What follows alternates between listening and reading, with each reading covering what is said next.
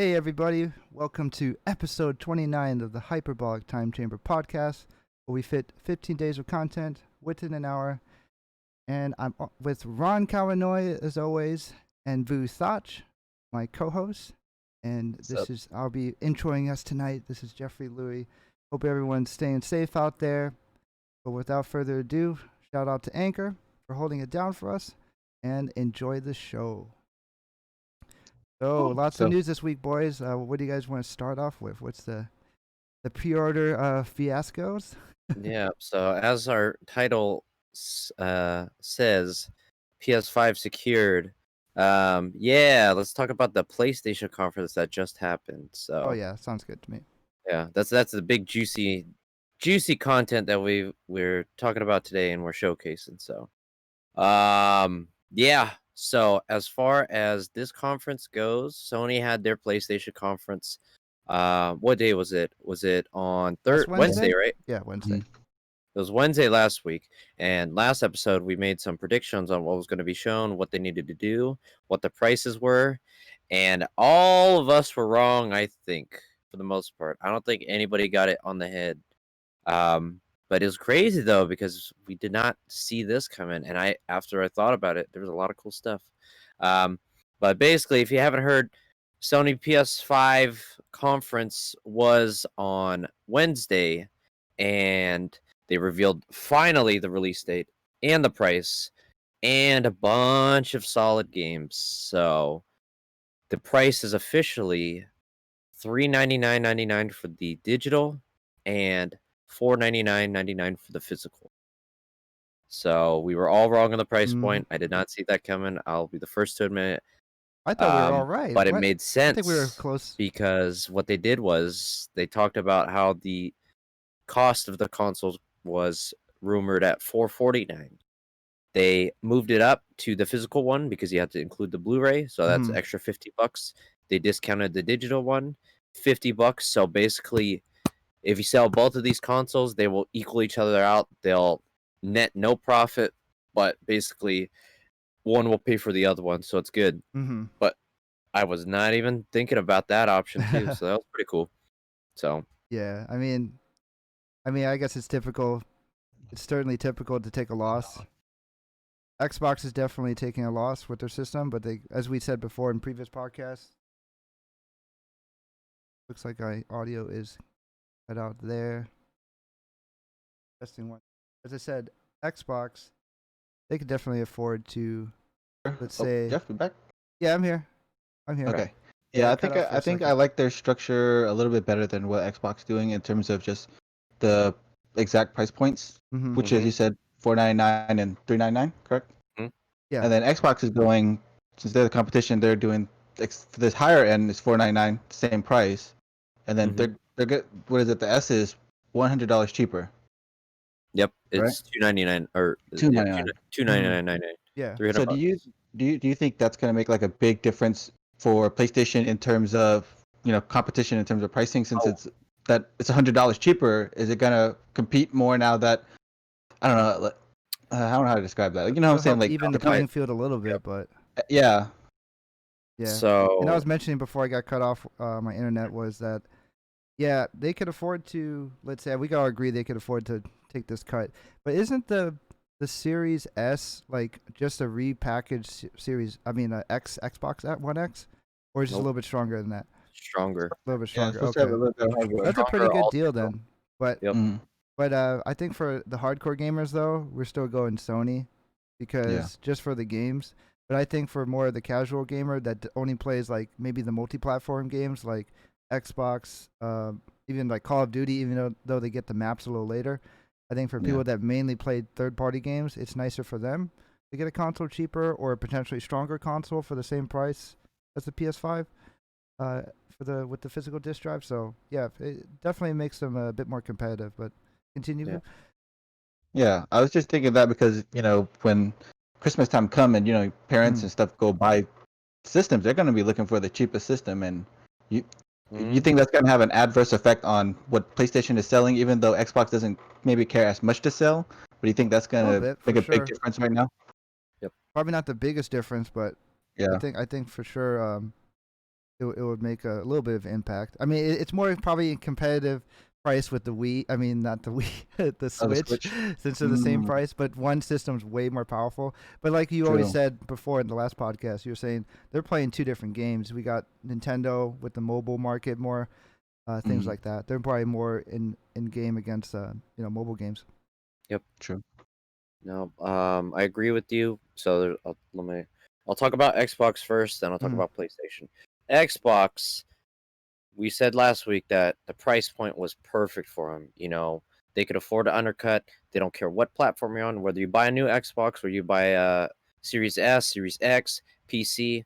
When you said hardcore gamers, Jeff, hardcore gamers, yeah, I guess you can say they're going to go to the PS4 for those first party exclusives. Mhm. But again, Xbox doesn't care. Xbox said that you can buy it on Game Pass. Most hardcore gamers are on PC. Mhm. If they have a PC already built, they're just going to buy the Game Pass. So, no matter which way you look at it, Subscriptions. if Yep. you're a hardcore,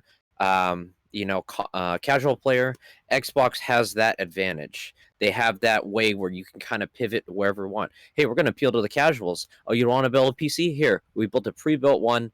It's digital only. You subscribe with Game Pass. We got your money there. Okay, cool. You don't want to basically do all digital. Okay, you're gonna pay a little bit more. You don't know how to build a console, or you don't know how to build a computer. All right, cool. We have a complete all-in-one package to physical disc tray.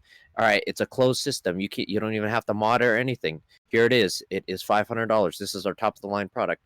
Oh, hey, you're a PC player? Okay, cool. I know that you probably know what you're doing. So here, if you want to play our games, here's the Game Pass. It's 15 to $30 a month on PC, whatever it is. Literally, you can play our games on your computer with all that special hardware that you put in there and you spent all that money here. We'll let you play all of our games and share in the fun too. They're in a great position. They were already in a good position before the PlayStation 5 conference. Mhm. PlayStation came out. They had a amazing press conference. I said it Oh, they was killed it. it was a close 10. I said 9.5. I took off the half point because they didn't mention backwards compatibility, but they never said that was. But also the more important reason, NAC 3, I didn't see it. I was like, all right, Yeah, I heard half people point. memeing that. But yeah, but literally, it was a great conference. They did what they had to do. They shut off. Hey, this is why you need to buy a PlayStation 5. Start off Yep. with Final Fantasy 16, console exclusive. They started off with Spider-Man Miles Morales, console exclusive. I was just Mhm. like, whoa, banger after banger after banger You know after it's banger. gonna be sick when they start out with Dude. Final Fantasy 16. Like that could be I like something know. you end off Dude. with when you announce and Mhm. reveal a game. Mhm. And this isn't even Tokyo Game Show. This is not even the Mhm. Game Awards. Literally, they still got so much. They got 2 more big events this year. 2 more big events to showcase what else they're working on. Dude, they pulled out the big guns. They had Final Fantasy as a lead off. In this Final Fantasy 16, it's not only console exclusive, but it looks like there's killing in here now. I'm like, It's very dark. okay. I was like, this is a dark story. I was like, okay, cool. I'm for it. Yeah. I'm not a big Final Fantasy guy, but I was like, I don't remember Final Fantasy having anybody killed or It's anything like besides it's like like if in that way. it's like if Devil May Cry and The Witcher had a baby with like Mhm. sprinkles of Game of Thrones. Yeah. Uh, It looked yeah. very interesting. Like killing wise, like I mean like brutal, like that one scene where they showed like, oh, I don't know if it was his dad or whatever, then all of a sudden he gets his head cut off or his neck Mhm. his throat slit. I'm like, oh, It's I very don't dark. remember this. Yeah, I was like, okay, cool. I'm digging this. But the memes are it's a Final Fantasy game set in a fantasy setting finally after how many years? Yes. Yep, and that is true. it's so That is true. And true. like I'm excited for it because I'm a Final Fantasy 14 online player, and the director producer of that game is the producer Naoki Yoshida. He's also Devil May producing. Cry. Yep, he's producing Final Fantasy 16. So he was keeping it hush hush for years because it was already kind of leaked that he's working on a single player Final Fantasy game. But Yep. it's exciting to see it fully Solid. into fruition. I think we lost Yep. Vu. I think he froze his video. Uh-oh. Hopefully we'll get him back. But yeah, He was. continuing with Sony. Go Oh, ahead. yeah, continuing with Sony, literally, they did what they had to do. They brought the big guns out. They literally showed game after game after game. There was no basically filler. I guess technically the only filler that they had was Call of Duty, but Call of Duty, dude, even Call of Duty was dope. I loved the gameplay. Literally, they were like, "All right, here's a couple cutscenes. All right, actually in-game footage." I was like, "Okay, cool. Oh yeah, We're not finally. around." They were showing everything. All the I was game like, studios okay. finally showing some in-game footage. I was like, dope. Everything is cool. And literally, they did what they had to do. And I was like, all right, cool. This is a great press conference. It's the best conference hands down. Even beating out Nintendo's a couple weeks ago, because Nintendo, even with all those reveals, the shadow drop, I was like, oh, it's cool. Not too bad. We got stuff. But this was literally what they had to do. That's how you this is how you coerce people into buying your PS5 or your next gen console. Yeah. You come out with games and you just show games after games after games, which was really, really good. Yeah, there's a lot of games to talk about. We should probably condense it one of our favorites, but because all of them are so good, like for me personally, I was excited to see Demon Souls gameplay since I started on the PS3 playing that game back in the day, and I was also excited for some Resident Evil 8 or Resident Evil Village. Yep. They showed a little bit of teased a bit about that. Didn't show too much more besides the original trailer, but excited for that. Yeah.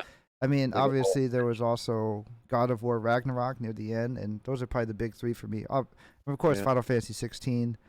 Yeah. Speaking of Devil May Cry, they have Devil May Cry 5 Special Edition too, with Virgil. It was pretty sick too. But definitely a lot of good ones. Yeah, they got a lot of good titles, and we'll kind of go into them individually, see what our thoughts of them are, and things like that. But continue with Sony. Oh, go ahead. What's up, Boo? Yeah, what's up? Yeah, sorry about that. You good? Yeah, continue. Yeah, I'm good. I think I'll be stable. Right on. As far as the Sony goes, price point, they are. This was a really good thing for the conference as well. Finally, announcing the price point, everybody was relieved. To your point, Vu, you said, "Is this going to hurt?" That's a good point that I wanted to bring up, because, like I said, the title is securing the PS5, which is kind of a play, because immediately after the press conference, Sony goes, "Hey, it'll be available tomorrow at select retailers."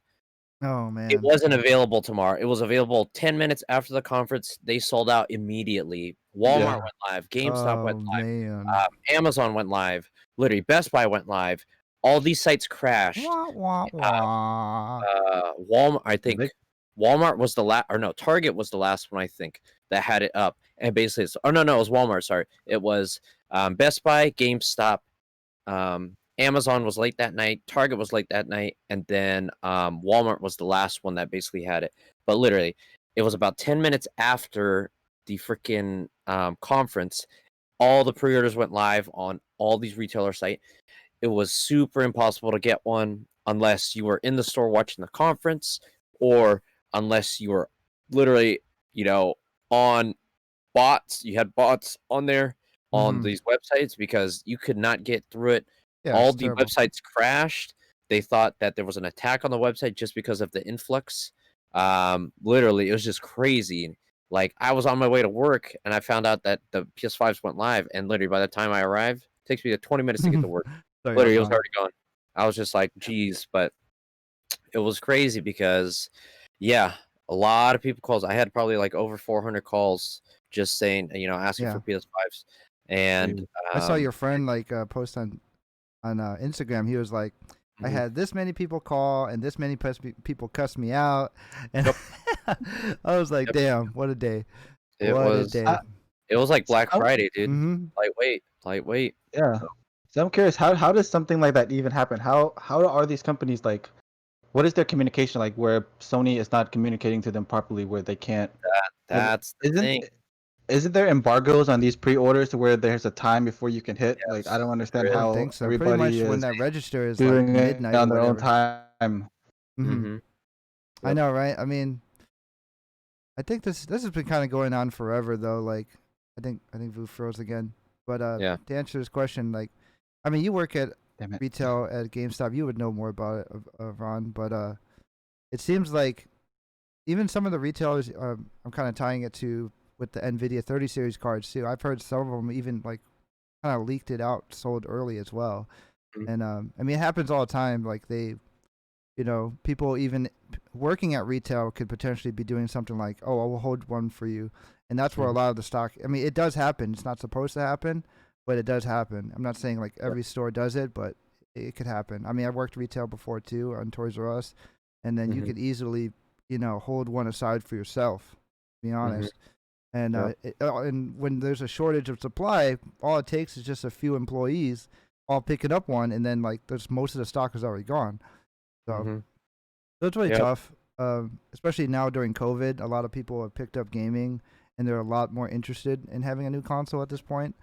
Mhm. Um, so it's Yep. really rough. But same thing Yeah. was happening with the 30 series. I mean, I think ever since you could bot these websites, I think it only costs like $75 a month. I heard to just pretty much buy this software that you could rent out for a month when certain things are releasing, and Mm. just I'm hearing them coming out with like 48, Nvidia 30 series cards, and then they're selling it on eBay for double the price or more, Mhm. and they'll get the money too because there's people out there that just have more money than sense, and Mhm. you know, just to buy it, and then that's why it's profitable for them.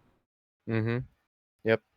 No, and that's the thing. Like you said, to your point, yeah, there's always those people that could be potentially, you know, holding all this stock personally for themselves to looking to basically capitalize on it and Hmm. such like that. It happens at some retailers, not all, of course, but the thing is, the majority of it is bots right now. Yeah. Bots preventing access. That's people trying to go in, trying to pre-order. These sites going down because these bots are flooding these websites, not allowing basically any traffic to get in, human traffic, I should say, and basically human users to get into there so they can manually put their cards in there and purchase one for themselves.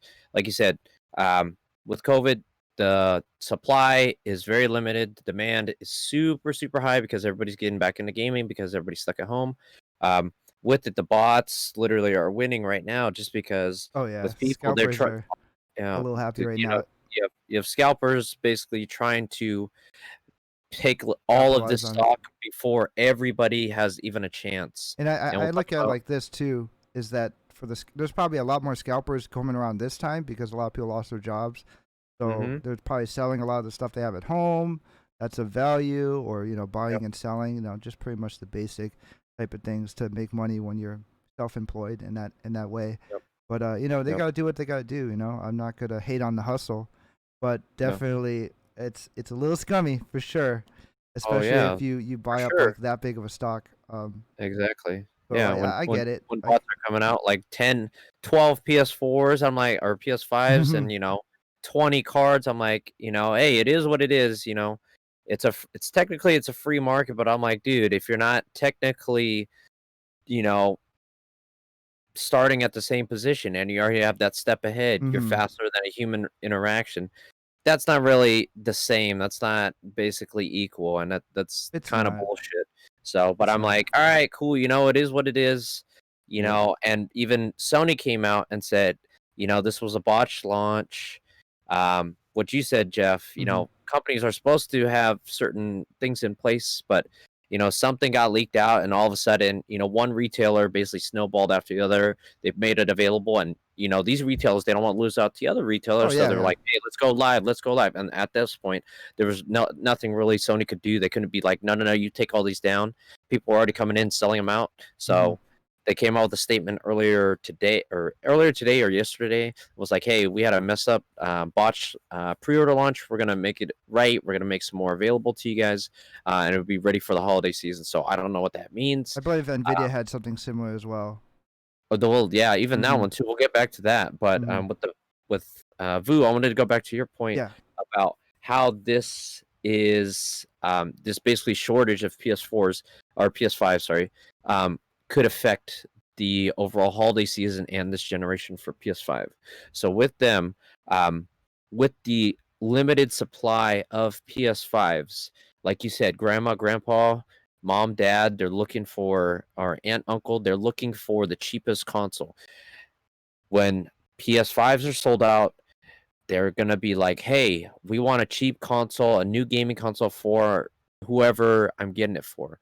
Xbox is gonna be there. Hopefully, they'll have enough supply to basically be like, "Oh yeah, these are just sitting on the shelf here. This is the cheapest console."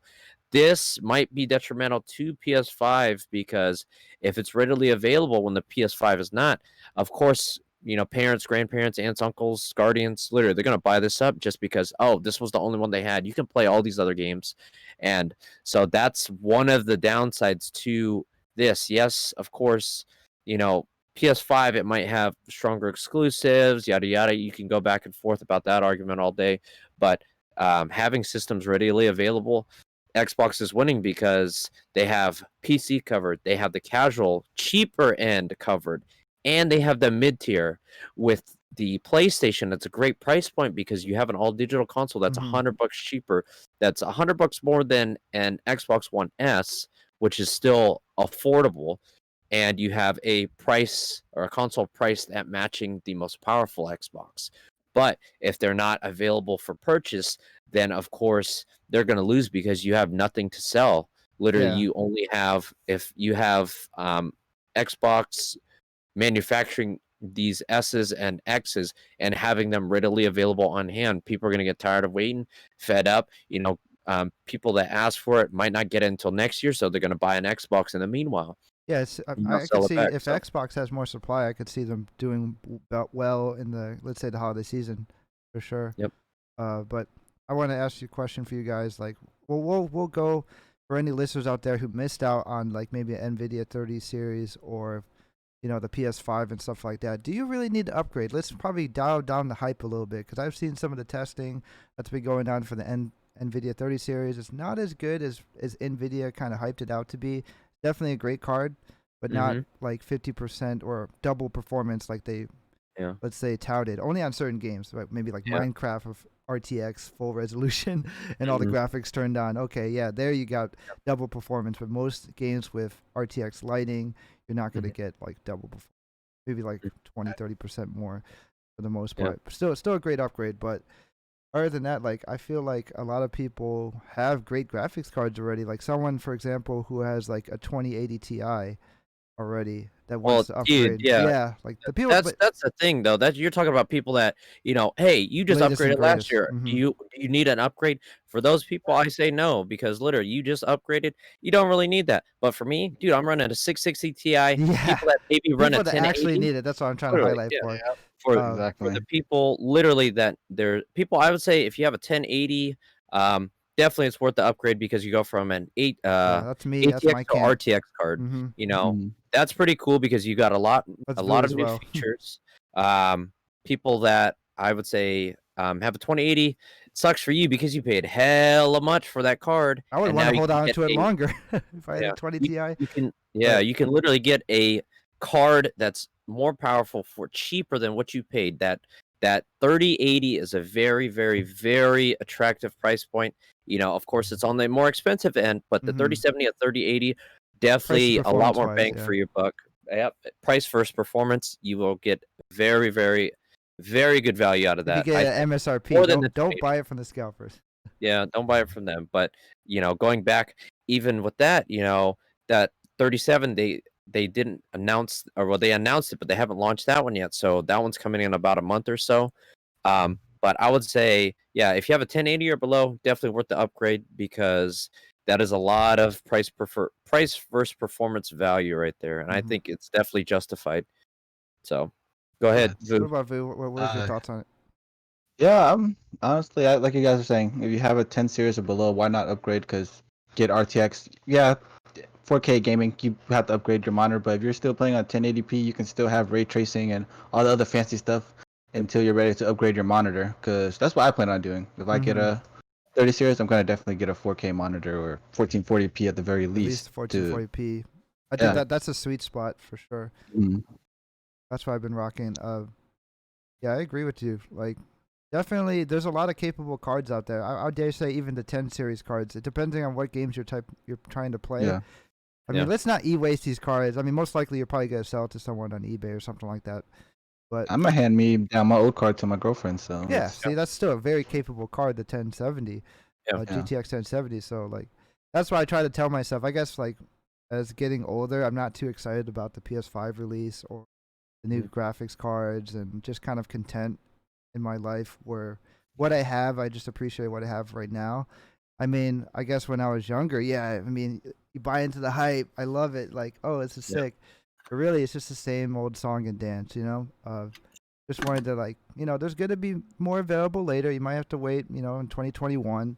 But if Yep. anything, I look at it like this: you wait about 10 months to a year, you'll have a 3080 Super or maybe a 3080 Ti. I mean, Of good course. things come to those who wait, right?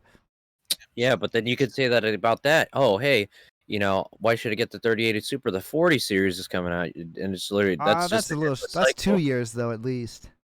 But I would Yeah, always but try it's to the get the same kind of second principle, revision, though. at least the second revision. I'm not saying wait till like the third or fourth.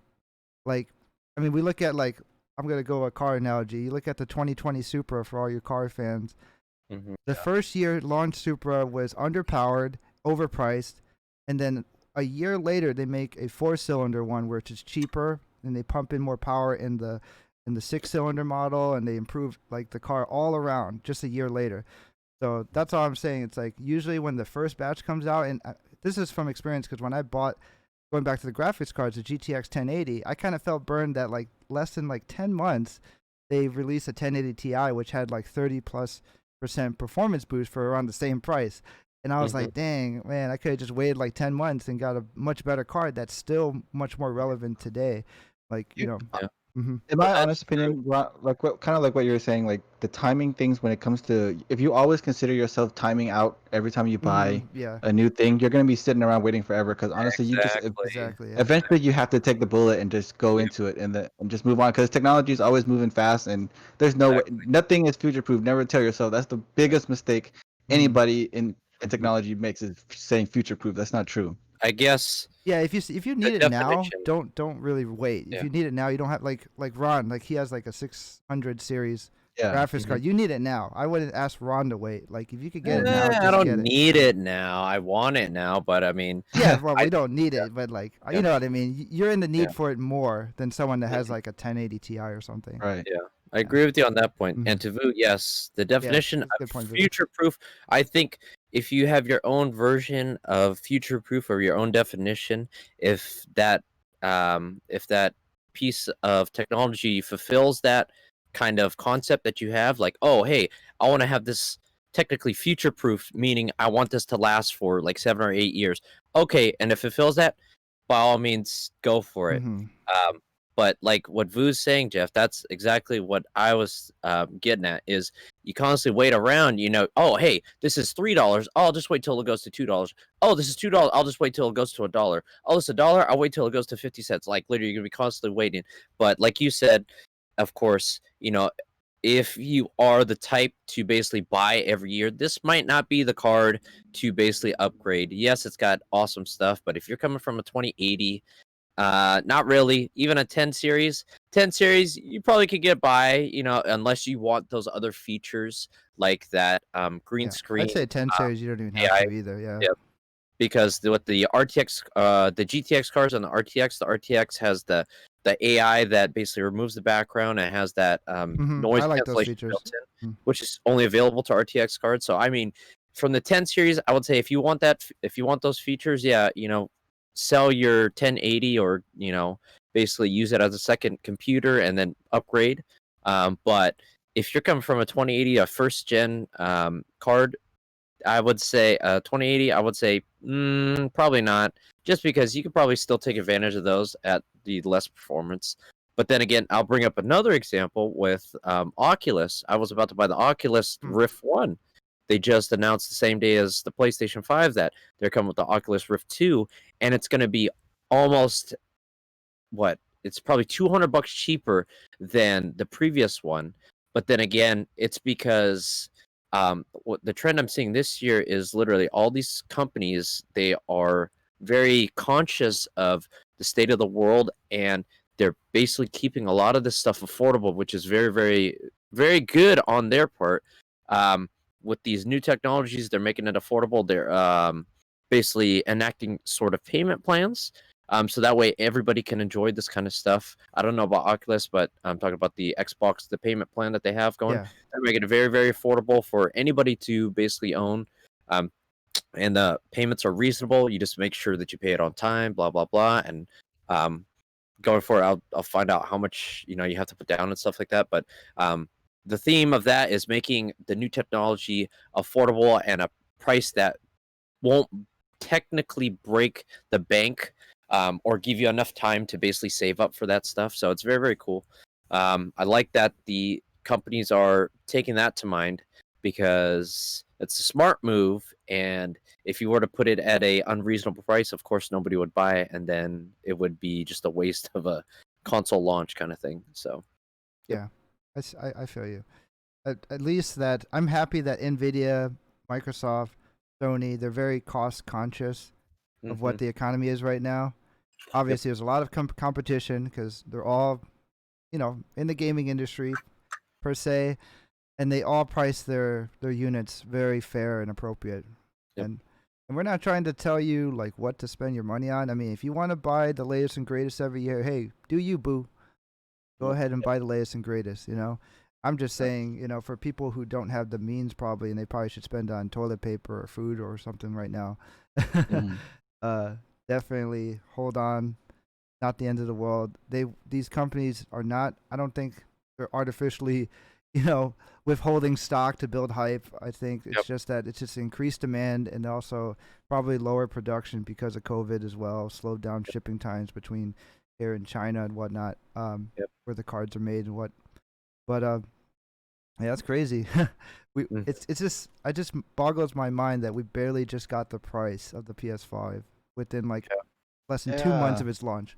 This is the first time anything like this happened. Like every year there's a new release. It's like way ahead of time. Everything. This is like so last minute. Like people who would have saved up their money months and months ago now are like kind of scrambling. Like it's because it's so last minute. I'm sure people have money saved up, but some people out there. Yeah. Yep. But like, bruh, I spend my stimulus check on the whatever.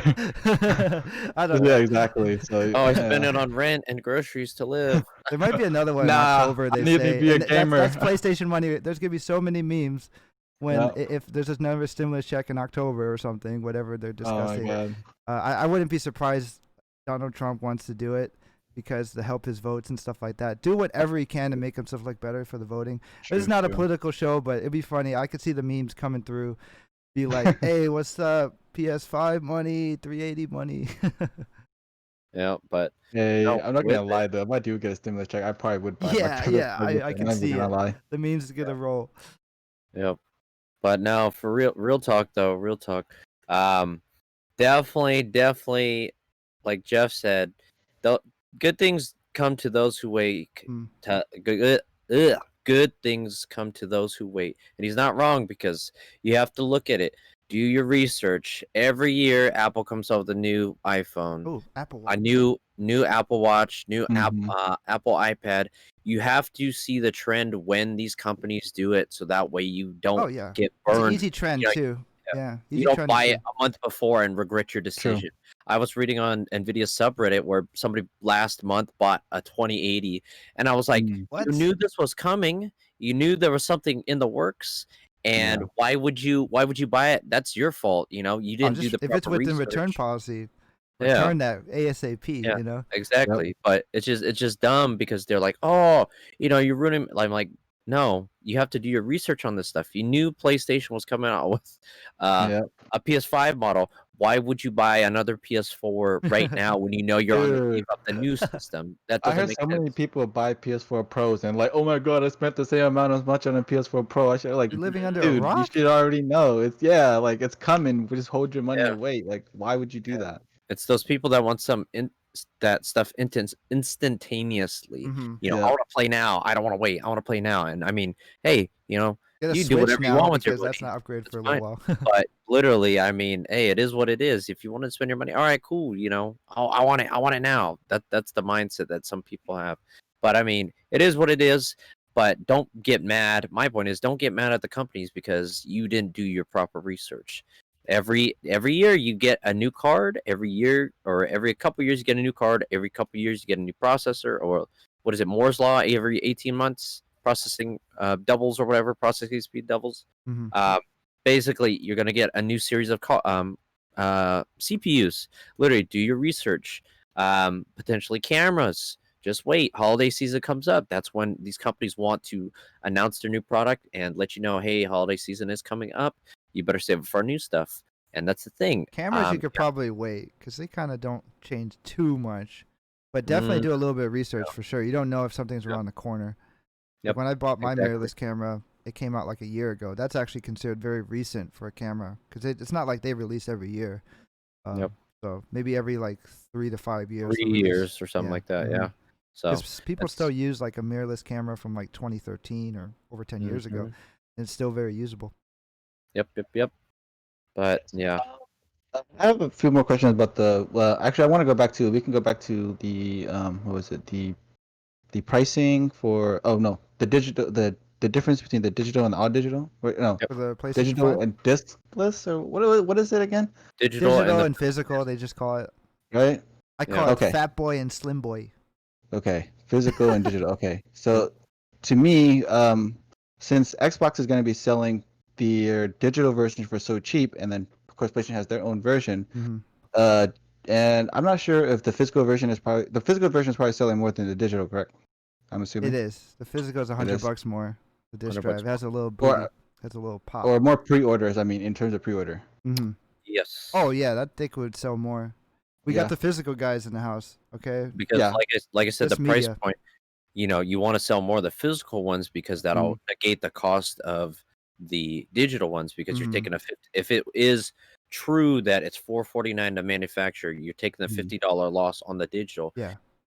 I was thinking, well, basically it's 1 for 1. You basically, or now what you can do is you do a 2 for 1. You sell 2 physicals for 1 digital, and basically you do a 2 to 1, and basically all that money that you basically gain in the front end, and you front load all that, so that way you can manufacture digital, and you take $50 loss, but for every one that you make, you basically negate the loss of that other one. So people are gonna buy at least one game, and they're like $70 now. So $69.99 is a retail.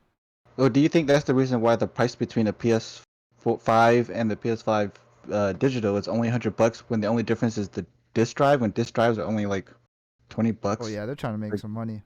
So maybe that's where they're trying to get that money back from the digital version, I guess. Well, they low-key just want to only have a digital console though. This is like a small step in the gaming industry. We're gonna see 2 models like for a while, or at least ultimately just one digital box. And that's the thing I was afraid of. We talked about it last week or a previous week, I forget. But I was afraid that they were going to limit the physical and only produce the digital. That's what I was thinking. I thought it was going to be the opposite, where you have 2 digitals to 1 physical. Like, hey, if you want it, it's going to be.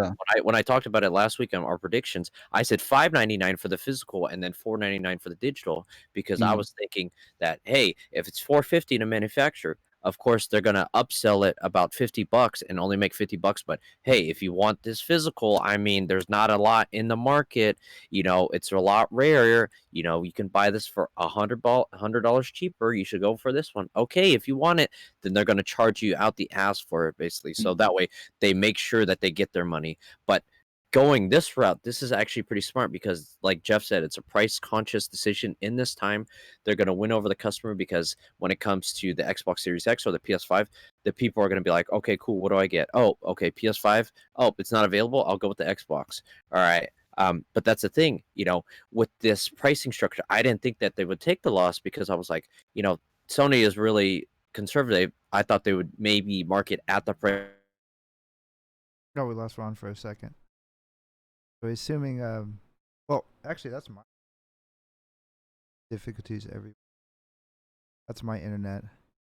It's Comcast. But it sounds like Ron was talking how Sony would market the price It's probably a smart little business bit lower. decision. Oh, because, I'm back. Yep. Can you recite that again, Ron? Sorry, my internet. Oh, yeah. So I was talking about the difference on the price point. So if it costs $449 to manufacture the PS4 with all the parts, Vu said, what, $20 to manufacture or put the disc drive in. But you got to think. That's right. Yeah, you have to think about the case is bigger. It's weirder looking. They have to manufacture that mold for it, so it's going. Of course, it's going to go into the cost. But selling a physical will make up for the digital sale or the digital console, because it's a $50 loss technically. Mhm. $449 is the manufactured retail cost, is what the rumor was. You mark it up $50. Okay, cool. You made $50. You take $50 off of the $449. You sell the digital at $399. Both of those you sell one and one. That basically makes up for it. But we were talking about last week how we were thinking that it was going to be flipped, where the digital would be $499, and they would make it harder to produce or rarer to produce the physical one, or make it more expensive to where it's out of kind of reach for the consumer, so that way they can push the all digital future kind of thing. That's what we were worried about. But it looks like that, yeah, they wanted to do that, but they'd probably get a lot of backlash, and they It makes probably would have sense. $399 lost some sales. Yep. is a great So, price if you just only buy digital, because there's a lot of people that buy digital. It's actually very tempting. Mhm. Like, yeah. It is. very tempting just to have all digital system because it is very convenient. But Yep. I would want to get a physical disc. I just love Of course. having Right. Yep. copies you- of games. both of us we're physical Mhm. collectors. Eva Vu too. Yep. That's the thing. We like physical, tangible stuff in our hands, and with that, they don't want to get rid of that audience just yet. They want to do this slow transition, I think, Yep. because we're slowly seeing the rise of these two different consoles, the digital and the physical. And I think Mhm. we're gonna keep continuing this until we slowly get to the point where they're like, okay, physical, I think we can kind of nip that in the bud and just go all digital kind of console and basically Yeah. do it that way. Which sucks because I'm like, I don't want an all digital future, but if it's in the future after the economy bounces back and the price of a digital is $499 and the physical is like $699, of course I'm gonna save that $200. Yeah. I don't mind it Because if it's yeah. like I don't mind it if they actually keep it like how PC's market is, where a lot Mhm. you could get a lot of different, digital sales. But I Mhm. don't know if that could happen in an eco-craft Yeah. system like a PlayStation and Xbox, because it's only just sold for the one store. That's the Yep. problem. We don't like a whole digital world on a Yeah. closed-off system, because they're gonna just keep the prices destroy every MSRP. retailer. Yeah, it'll Yeah, destroy. every retailer that specializes in video games would be done. Like Yeah. it became over. That's true. Yeah.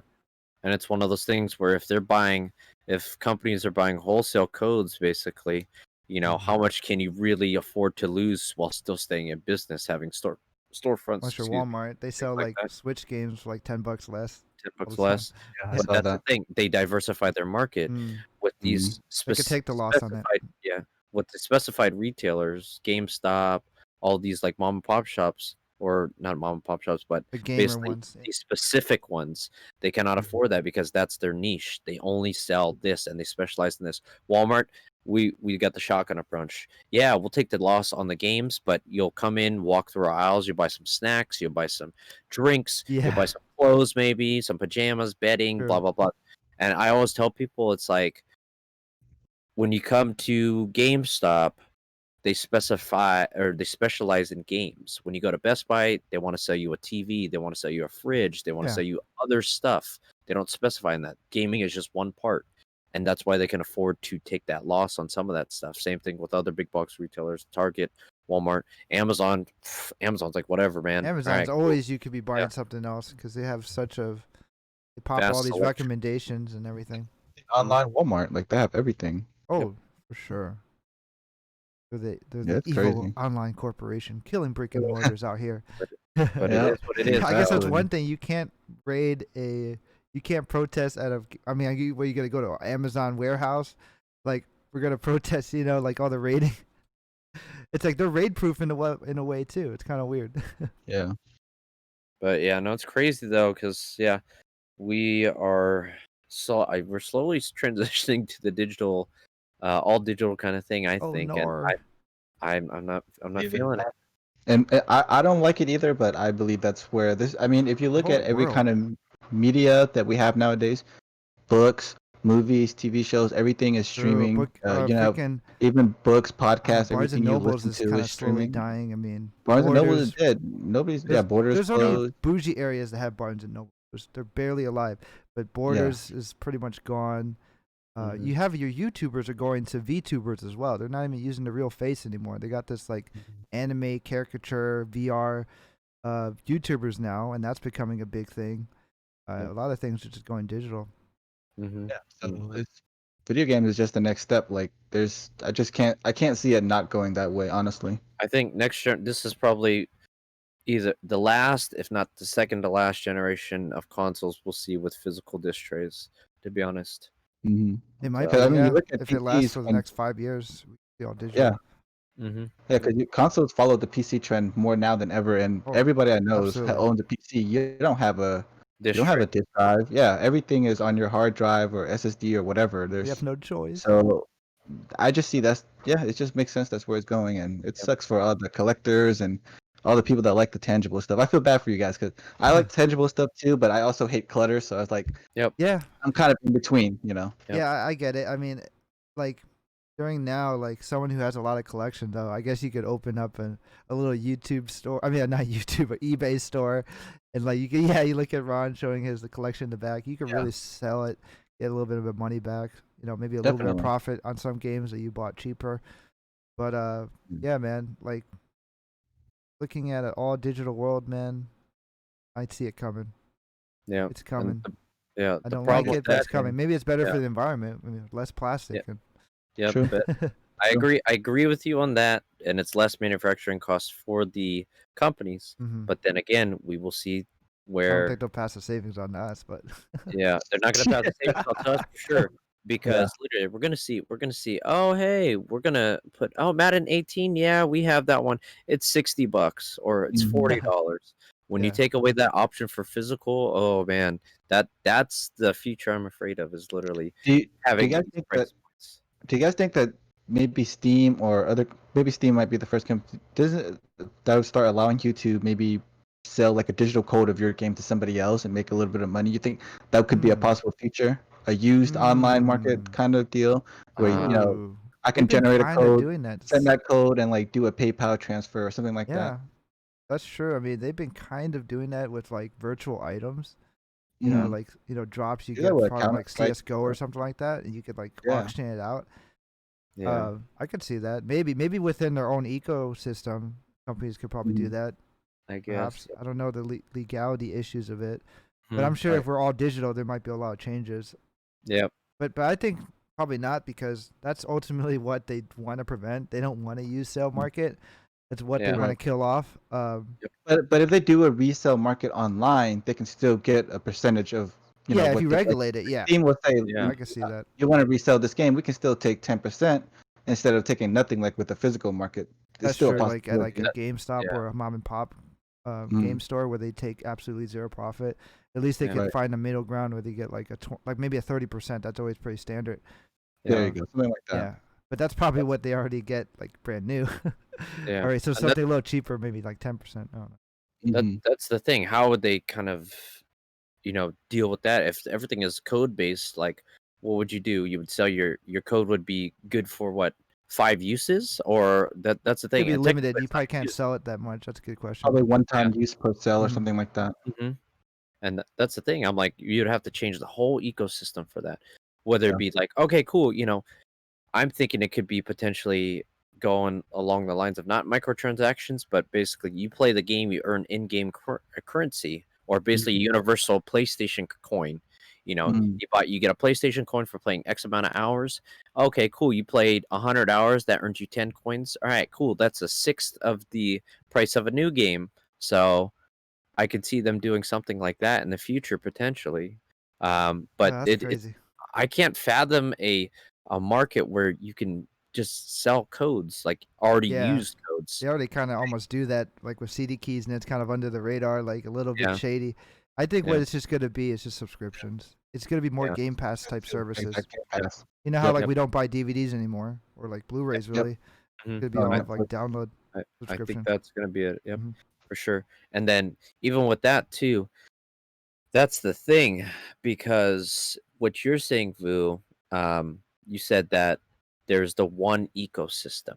The reason that we can't see a all digital future on gaming or basically on console is because we don't have that diversity of basically markets to purchase these sorts of digital codes from. It's either PlayStation Plus, sometimes maybe GameFly or um, not tech CD keys. Maybe Amazon or Best Buy have digital codes on sale, but that's hardly ever the case because they always market PlayStation Plus as the cheapest option to basically get your stuff. Where they have a big summer sale, blah blah blah sale, whatever sale that's going on. It's usually through PlayStation. It's through the manufacturer.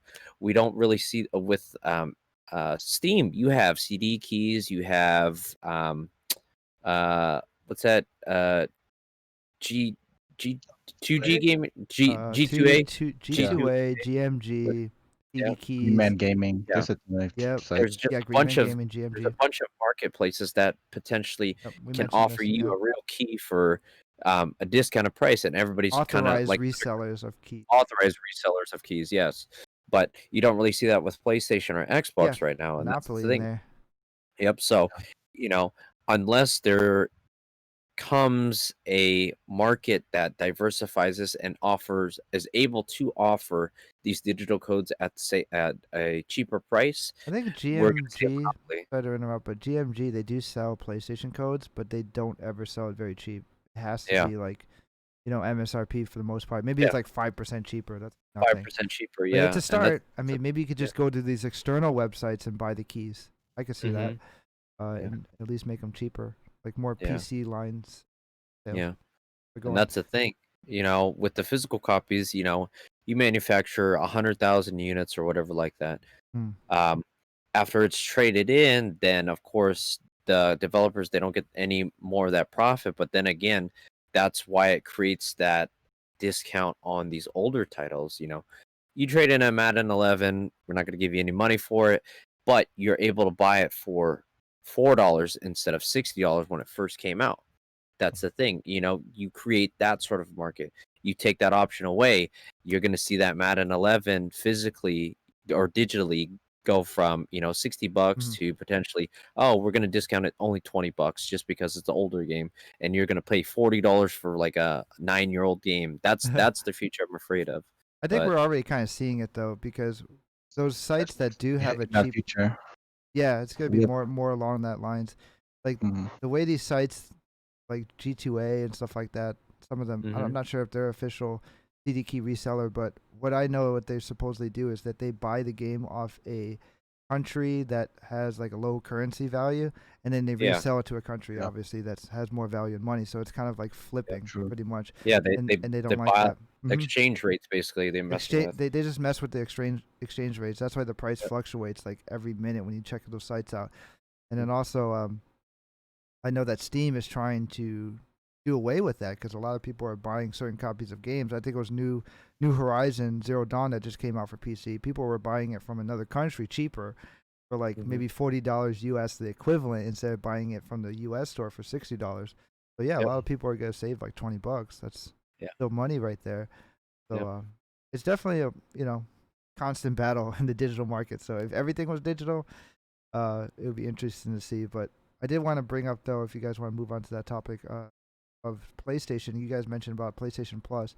We did kind of forget to mention PlayStation Plus Collection, and that's kind of a bit. I mean, I want your thoughts on that service because it looks like a answer to kind of Game Pass a little bit. Yeah, let's transition to the games about the stuff that's cool. Yeah. The PlayStation Plus collection. So with it, I think it's kind of an answer to the Game Pass. Like a Band-Aid. It's like a Band-Aid. Like it's like a last minute. Like, oh, here, let me scribble just something in real quick. They decided to do something along the lines of, or trying to cater to the core PlayStation fan. Hey, on the PS5, we're gonna have this collection where basically it's all of our hit titles all in one package. And this collection, I don't know, what is it, all digital that comes with PlayStation Plus, or it's going to be available as a they didn't almost put like details. a PS Now, huh? I'm assuming it's like they're kind of probably reducing PlayStation Now. I don't think it's that popular, and they're just going to include some games, that you could download, like a certain collection that probably rotates, similar to what Nintendo does. I'm thinking it's more going to be like what Nintendo does. They're going to slowly add titles. I could totally see that, and just make a cool little library just for being a subscriber. I don't think this is going to cost extra at all. Okay, right on. But I But mean, no, we that's got God of War, we got Uncharted 4, we got Infamous, we got pretty much all the exclusive titles. If you missed out on it, if you're a PS5 user coming up and you don't own a PS4, this is a great deal to catch up on games. Yeah. hmm It'll be available at Yeah. launch too.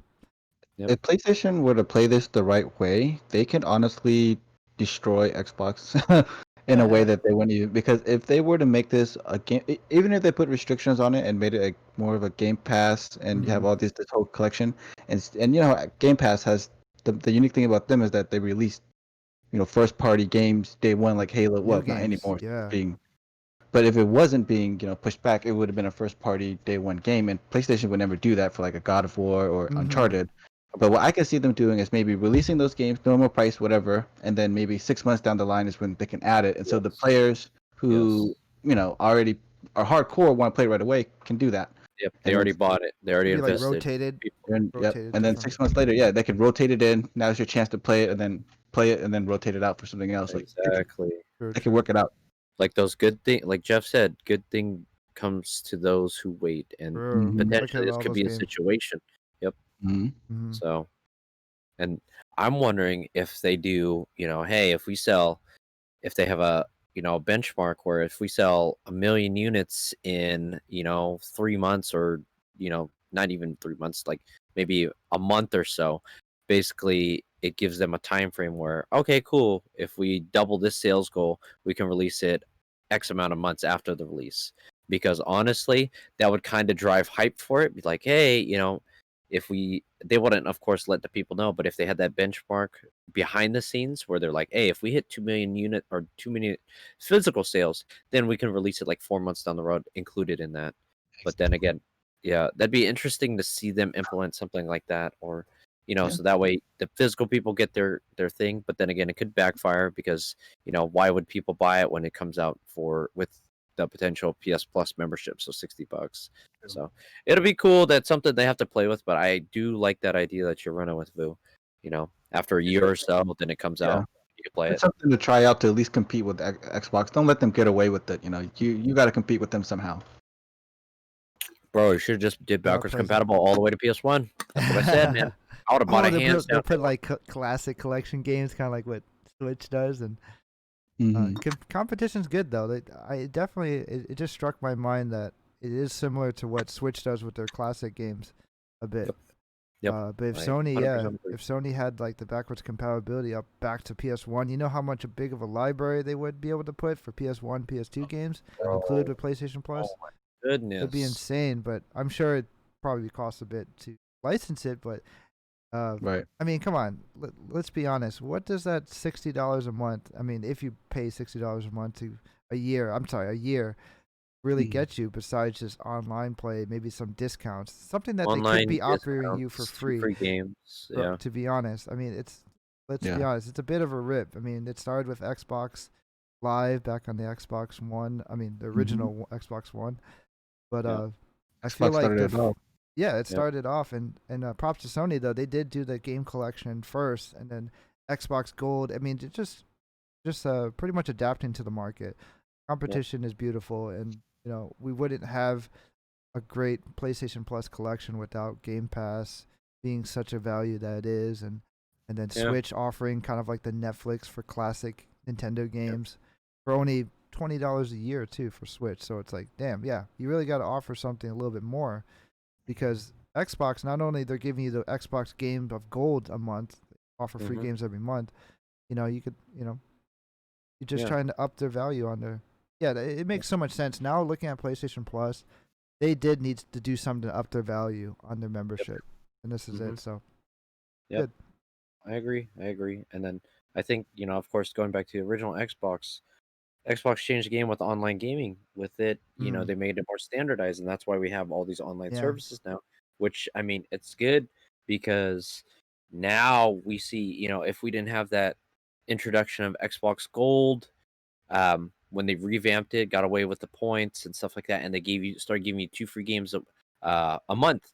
With that, literally now we're seeing a bunch of different parties give away games. Look at Twitch Gaming; they give or Prime Gaming, they give away free stuff. Epic Store, the launcher, they give you 2 free games or a couple games for free every month or so, which is cool. Now you see a bunch of these companies following in the footsteps of Xbox and giving away free product of stuff that's older titles that you may have missed out on or may not have bought. So that's the cool thing I think that these online services did right. You pay for a subscription, but you get that value back in free product or product that you paid for that might be a little older. You can catch up, download it, things like that. I think that's cool. That's a very cool idea. So with that, other than that, Vu, how about you? Do you have any thoughts about potential stuff that PlayStation does, collection, whatever? Yeah. Any probably So closing thoughts collection. time if you guys want to keep going. Let's see. I hope they, if I were to get a PS5, I hope they make a pretty badass exclusive because I have my PS4. I have a all white Destiny Edition PS4. I Yeah, always that like was a having nice one. exclusive consoles. So since the console already looks kind of funny, Oh maybe yeah, they the can white have a too. cool It's exclusive. kind of So like maybe I don't know. Wait for that. We got true. like Like a God of War Spider-Man edition or something. Yep. I don't know. you bet your butt there's gonna be some God of War edition one because that's coming out. What, God of War Ragnarok 2021, I Mhm. believe. Yep. So hey, more reason to probably wait like a year. Yep. They'll announce more games too. Yeah. Dude, they're gonna have that Omega symbol on the top with all Oh, that yeah. stuff. Oh, it might look a little. Yeah. I don't like They're some special editions if they look too tacky. Though, Yeah. True. but I don't think people really like the last God of War console. I think it had too much of the God of War symbols on it. Mhm.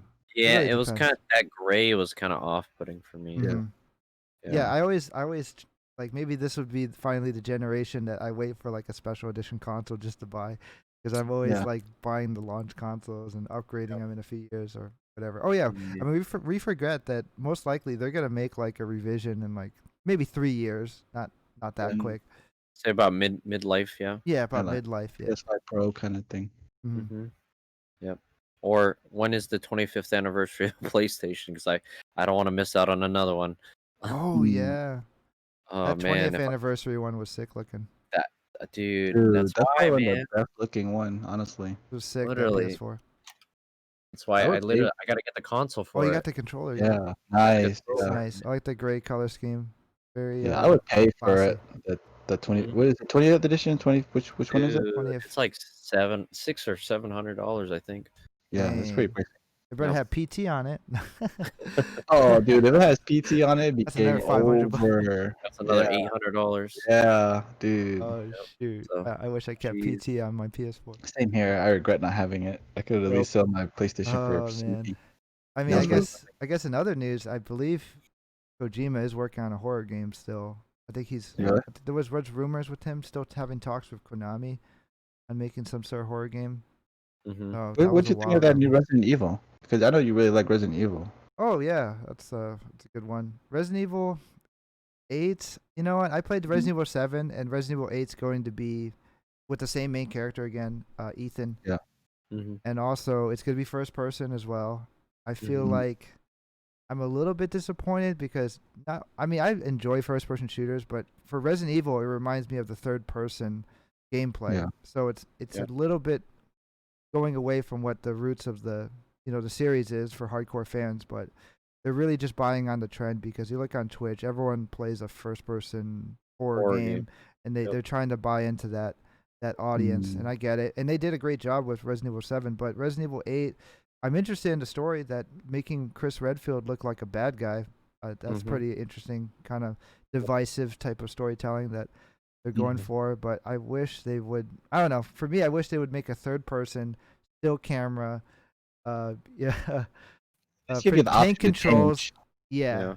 I wish they'd just make a Resident Evil Outbreak 3 and just use like Mm. some, use the Resident Evil engine, make that online. I mean, online games are so popular now. I mean, even release it as a free-to-play game if they dare to do so, and that would probably get people to play it. But looking how they did with the Resident Evil 3 online game, I don't know if they have the means to do it because they outsourced a team to do that.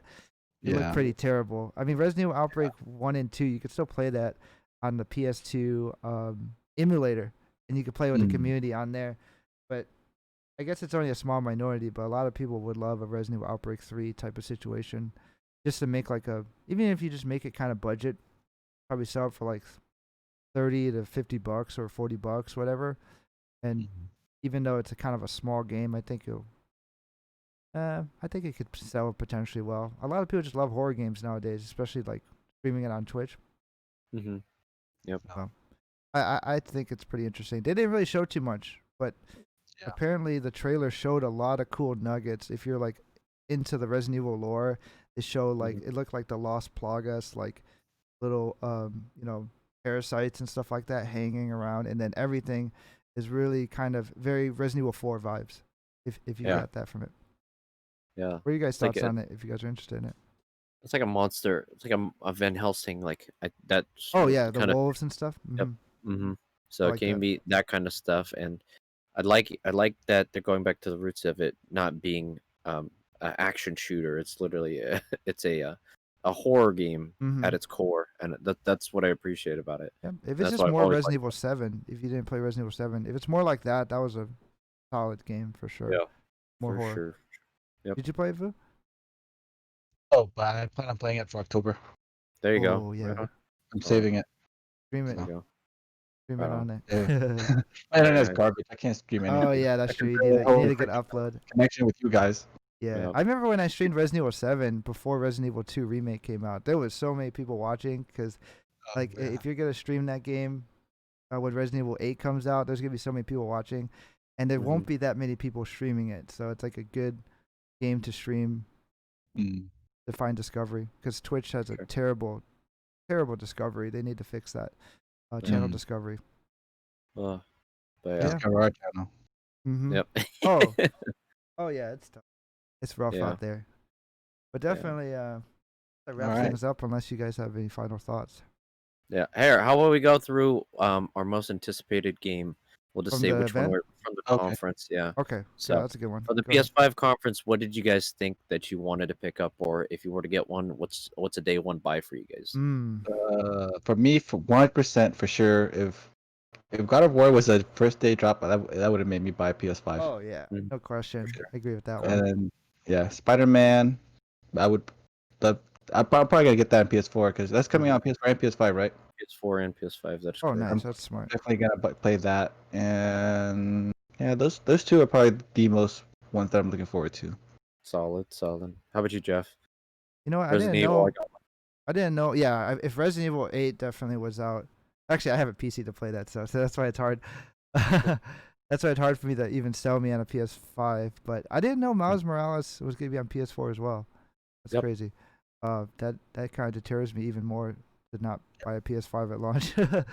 I thought that was like totally exclusive, but I get it because that game looked like it could run on a PS4. But if let's say maybe if Demon Souls was out on launch, it would kind of tempt me. Yep. Is that exclusive to? That's PS5? definitely exclusive to PS5. But there's no release date. They didn't show no release date, but I'm just hoping they actually add a little bit more content to it. Just be a little dangerous with it. They said they were going to. They're going to? Cool. I'm a little iffy about it. Just to detail it about it. When I looked at the gameplay, I know it's still work in progress, but I feel like the way the physics feel in the game, it could feel a lot different than the original Demon Souls PS3 version. But I'm pretty sure it should be still pretty solid. But a lot of times remakes feel different because of that. The weight and feel of the game feels a little different. So hopefully they make it spot on from Software's version. For sure. But yeah, that one for sure would be my camera died. But that one for sure would probably put me over the edge for the PS5. What about you, Ron? For me, definitely Spider-Man.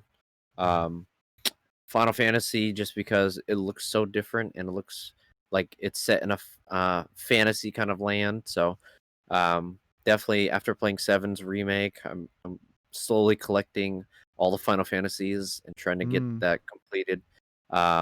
But yeah, no, it's super, super cool. That, and also, of course, I'm looking forward to the God of War. I still have to play the original one. Play it. I still have to get through that, but it'll be interesting to see because there's just so many good titles that were coming out that I'm thoroughly excited for even that Demon Souls. Like, I mean, I have the PS3 copy, but to see it reworked and to see it like running in a PS5 graphical engine, I'm stoked. Mhm. Yeah, sounds But good. so we will see, man. We We'll will see. see. Oh, and then speaking of like those types of games and PlayStation, to call back to our title, PS5, securing your PS5. PlayStation, I don't know if we mentioned it before, but they are going to release apparently a second batch. So be on the lookout. By the time this is up, literally, it might be up for pre-order again. So Don't tempt be me. diligent. Don't tempt Due me, Ron. diligent. I don't If you need a missed PS5. out, I'm telling you how to secure a PS5. You heard it here first on the Mhm. HTC podcast.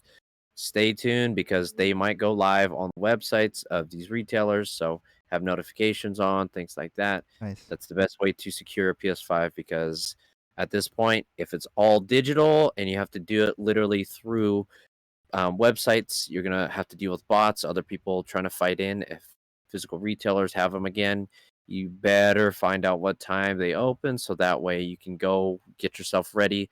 Do your research, like I was telling you about these damn cards and all this new technology. Do your research, Pro make tip. sure you do all that. And yeah, it's a pro tip on securing a PS5. Sure.